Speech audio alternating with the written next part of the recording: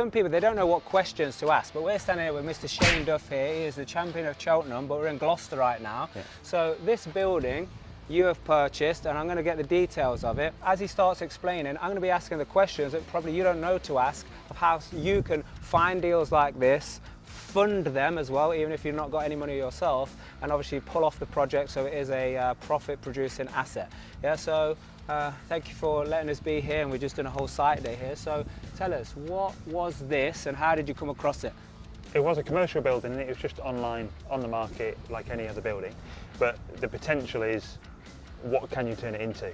I suppose you look at it now and everyone goes, oh, that would be easy, but not many people see the potential. And obviously there's a few due diligence wise, because at risk, purchasing it without the planning was a big thing, but we knew what we could do if we didn't get planning. This already had planning for the two four-bed houses. Yeah. So 2 bed 4 houses. So some might be like, oh, that's the deal and that's all I can go for. Obviously you've seen something different. So what did you make sure stacked if you didn't get the planning for this, what now is an 18 bed HMO? We got it valued. I knew what I thought. I thought, do you know what, it could be 12 bedrooms, so via 2 6-bedroom HMOs, and then we got it valued, and that could be 950 at the end as a value.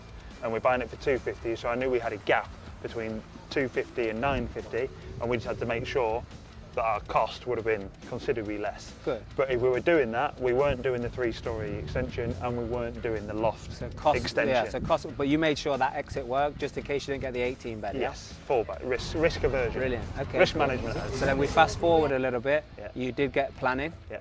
Yeah, and now you're turning it into 18 bed. Yeah. And we've seen all the funky designs. But we'll wander to the back first to start with. It was a commercial. Oh yeah, it was a commercial building. And it had planning to be 2 4-bedroomed houses, and they were going to mirror this entrance over here. But where you are, you're right in the city centre. Nobody thought the house would have been worth 250 grand. Did you not need any planning? No, that's what I was able to create by using the planning system. That would have been a paperwork exercise. So you don't need planning for HMO? You do. To a minimum of 6? Or to so a maximum? It depends is the answer. If there's no, it depends what location.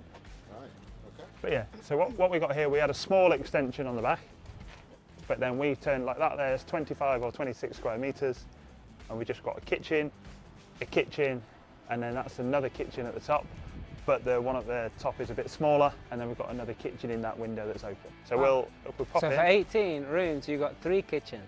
4. 4? 4, yeah. And are any of the rooms studios? They're all a decent size. They're not massive. But they've not got their own kitchen inside? They've got the little kitchenettes, but they're only 1,200. Come on in. What we'll do here, we're just going to pop our head in downstairs because it's sub-basement. The whole thing's being tanked at the moment. So you'll see, considering we're plastering on the top deck, to see it at the ground floor, you'd be surprised that it's thinking that's a long way behind that. But it is. We're basically trying to just move down a week per floor and then go back up, and that's the plan. This will be one of the kitchens. So just mind your footing, almost just pop your head in, and then we'll go back out around the front. Our plant room is going to be in the basement with all our boilers and electrical stuff as well. And you can see this brick extension here to there, that was the size of the rear extension currently. See the bricks exposed? Yes, quickly, we are just going in the front door now. And the one above are almost identical. So this, like you say, the rooms are big. And if you look around at all the paperwork, this is me trying to be professional. And then you'll see there me who's forgetting things. It says fuse board in handwritten, because I forgot to put it on the plans. But you'll see, I've measured it all off. We've got the centre of the headboard, the height of the sockets from the floor, because standard electricians quite often go 450 because it's regs. But I don't want it 450, I want it 650. I want the light switch at, it's a minimum 450, a lot of them just go 450, but I want mine 650, so you've got to put it on. Because you've got your bedside table, USB, generally, most people are using the plugs to plug in their phone, so you don't have to just go down the back of the cable, normally goes down to come up. If you just have a USB and it's just sat there, it's a small detail. But Shane, honestly, this is thoughtful. It is thoughtful. Good. Little things over here.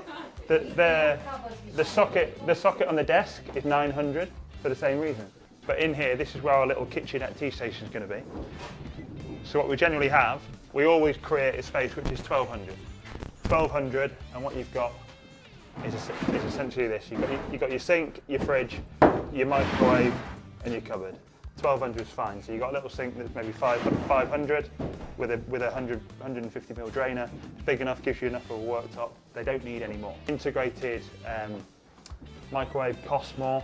How many times would you have this many people in a HMO?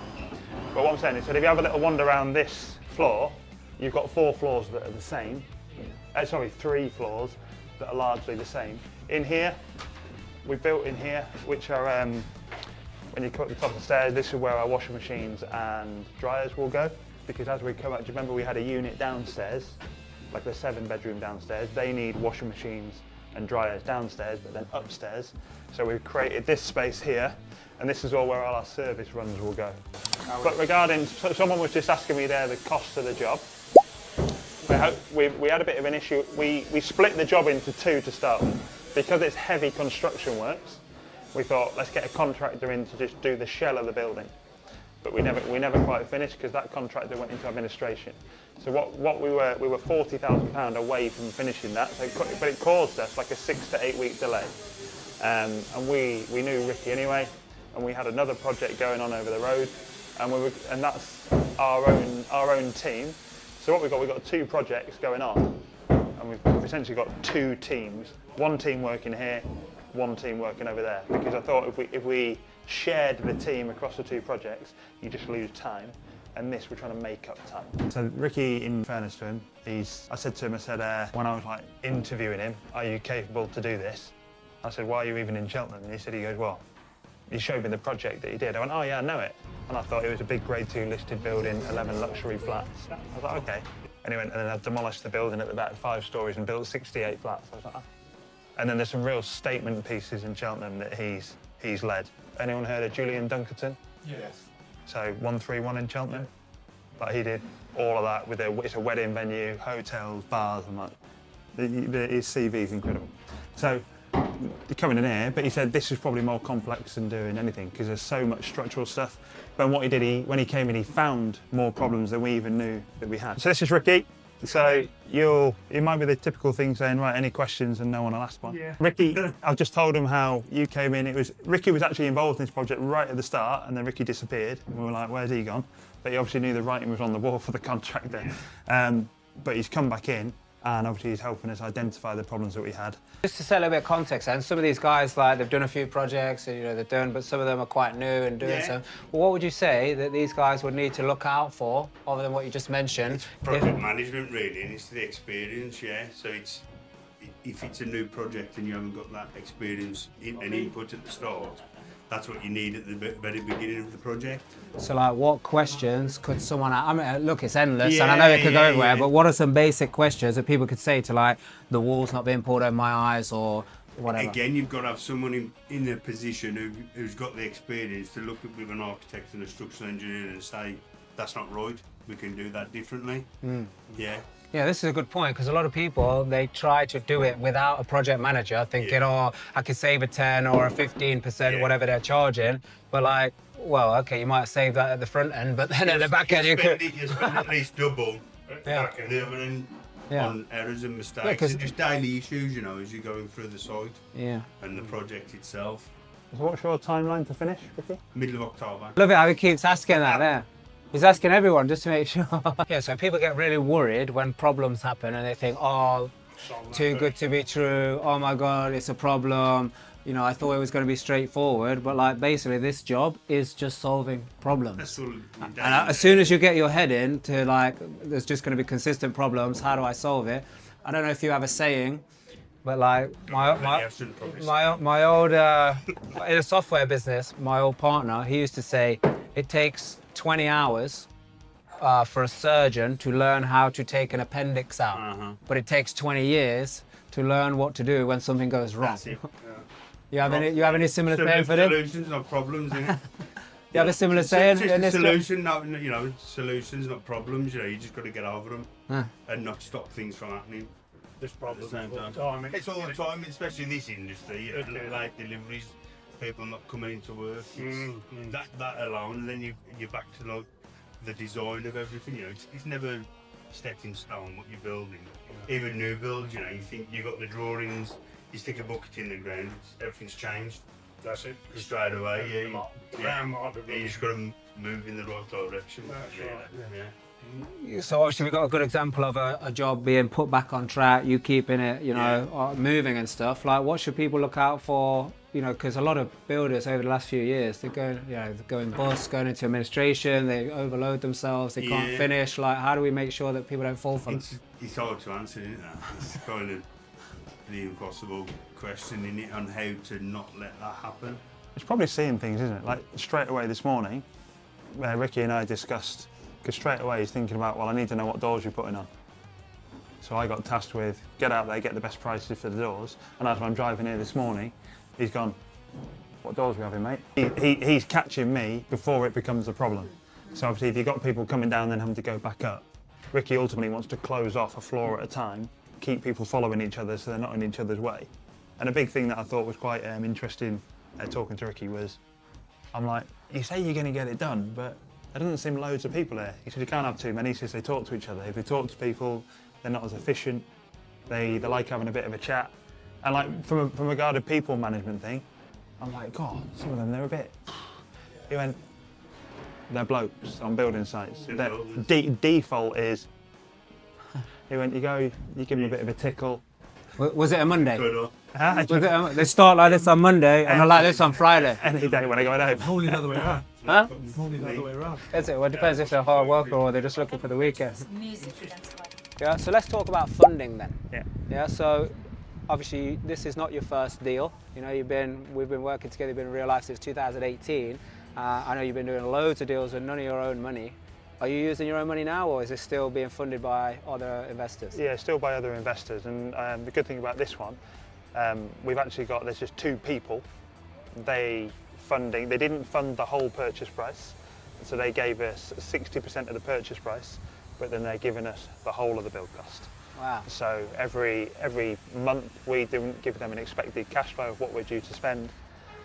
They come in, they've got their own surveyor, which we have to pay for, just to make sure that if we're claiming £80,000 off them, that they're claiming that £80,000 is. So you are doing the same as like what a traditional development loan is, except it's not with an institution, it's with private investors. They've got very good security, and they actually the same people actually funded another one that we've just finished. And so you build a bit of history, and even with this, you've got a builder that's gone bankrupt, but you deal with them, you can speak to them. You can actually level with them. They're very experienced property people.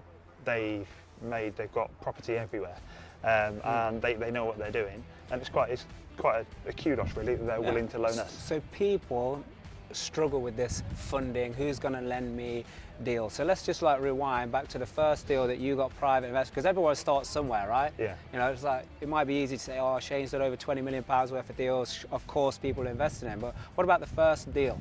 The first deal I got external money in was a project where I was using borrowed money, £25,000 as a deposit, and then I was using a bridge to do that. So I did that, and it kind of worked. And then I was like, someone's actually willing to loan me money. And then it kind of proves the concept. So and then it's just building credibility all the time. Yeah. So Shane's followed the process. The formula that we teach of how to raise finance, how to find the deal, fund the deal. Yeah, and he's still doing it today. Another project like this, none of his own money. Yeah, but there does become a point where you've got to put your money somewhere, right? And I know you're doing that in other sites. Yeah. So from here. So let's talk some cash flow numbers. You came up with some really creative ways in here how to make sure that this 18 units is high cash flowing. A good thing that we're spending a lot of money on is you see the red and blue out here when you go out into the hallway. All of our heating will be done on zone valves, and what that means is if this is your bedroom and you want heat, you will just come over here and you'll press a button and heat will immediately come to your radiators, but only your radiators. So infrastructure wise, it's a lot of money, right? But we're paying the bills. And obviously over time, and thinking about exit strategies, we're paying the bills and we want higher cash flow. If we were to sell it and someone comes in and goes, God, I'm going to take 30% off of your bills, we'll go, no you won't. Why not? We'll tell you exactly what the costs are, and this building is going to be ridiculously well insulated. There won't be any bills. And all of the towel radiators in all of the en-suites will all be on their own zone. And we'll put that on a timer. So on when it's been really hot like it is now, it'll be on an hour in the morning, an hour in the evening. So if you have a shower in the morning, you put your towel on the radiator, you'll come home, it will be dry, it won't stink, won't be any damp. Is that a good idea? Yeah. That's why the insulating the outer walls. That no one's getting cold in this building, believe me. But zone valves. It's a zone system. Normally your house is on one zone, but we've got 19 heating zones. So what we've got here, that wall there, is actually it's probably too far away for your TV. So what I decided to do, and naturally, what we had, we just had an ensuite just going straight from here right the way across. We thought, let's not do that. Let's squash the ensuite, fatten it up to basically bring the TV slightly closer to where your viewing platform will be, but also we created a wardrobe. So you've got your shelf, your pole, or if your clothes could be here with shelves underneath. And what we're probably going to do in these spaces is go and buy a kitchen drawer pack and just take the fronts off and just slot them in there. But it's good. But all this, we're using our own carpenters. To see all these things here, this is what you call pattressing. So it's just a hell of a lot of timber, but it's where all your fixings are going to go. So all your sockets here, all the TVs are hardwired internet. And you'll have, each floor will have its own mesh system on each floor, because in HMOs you just need internet. They'll ring you if the internet goes off within half an hour. They'll probably cope without hot water for a few days because they don't care about stinking. But if they haven't got Netflix, they're done. But yeah, but all of our shower trays, apart from upstairs are bigger on the top floor, but they're all 1,000 by 800. Most people cram in tiny, even in small single rooms. We haven't got any single rooms here, but just give them a bit of room. It's so that 200 mil in the shower is worth more than the 200 mil in the bedroom, in my opinion. But yeah, if you have a little wander around through this floor, the floor above is more done than this because they've just started plasterboarding, and the floor on the top you probably won't be able to go to because they're just plastering. But it's in the mansard room. It's pretty cool. Yeah. So anything else that you've came up with other than these amazing, ways to cut the costs? Well, it's cutting costs from a management point of view, but it adds the cost now. So ultimately, if you've got a building like this, it's going to get smashed to pieces decoration-wise, but infrastructure-wise, it's going to be brilliant. It's going to be well insulated. It's going to be structurally stable. It's going to be well soundproofed. It's going to be a good home for people, and in an area that's up and coming, got a lot of regeneration. But if you can give people a good place to live, and they're looked after well with the internet and the water and everything's comfortable, they're going to stay there. So again, you minimise your voids. Because if you've got 18 bedrooms and people might say, oh, allow for 5% void, a 5% on an 18 bedder is a bigger void than a normal one. So because that void might be 10%, 20%. But on an 18 bed, you don't even want 20% utility bills. So it's just a good way to manage that, because the cost is higher, but it will be better for us long term. So obviously the design of this is incredible because I got 17 units myself, but we only got 2 kitchens, yeah? And you got 4 kitchens here. Yeah. So what was your thought process behind that? Well, the thought process is just try and almost put people in one building, but try and separate them out a little bit just to give them a bit of space. Like in the top story alone, if they had a little tea station, their closest kitchen would have been 1.5 stories away, but that was a 10 square metre kitchen, because you need a balcony, because you need outdoor amenity space. So we thought, well, give them their own kitchen, and then in that 10 square metre, give them a kitchen, and then there's one underneath. So one unit of 11 bedrooms has got 3 kitchens, and then the 7 bed in the bottom 2 floors has got a big kitchen. Yeah. So there's loads. Again, it costs more money to put them all in, but we just think it's going to give people a better standard of living, and hopefully they'll stay for a long time. Yeah, and that's the thing. Like I was just saying, I've got people in my building, been there 4 years, and it's like, it's good. You save on tenant finding fees and inventories and all the changeovers and everything. Yeah. Hey, so what are the projected cash flow numbers once it's fully tenanted and running and operating? We're not sure on the mortgage interest rate, but we've done our numbers based on obtaining £675 per room, which we know we're going to do so much better than that, just because we do in this local area with this standard of living. We know we've got a £1.4 million valuation. If we get those rents, so that valuation could be quite considerably higher. and I think hopefully cash flow, it should hopefully cash flow between £3,000 and £4,000 a month. Yeah, nice. Boosh, there we go. Thank you.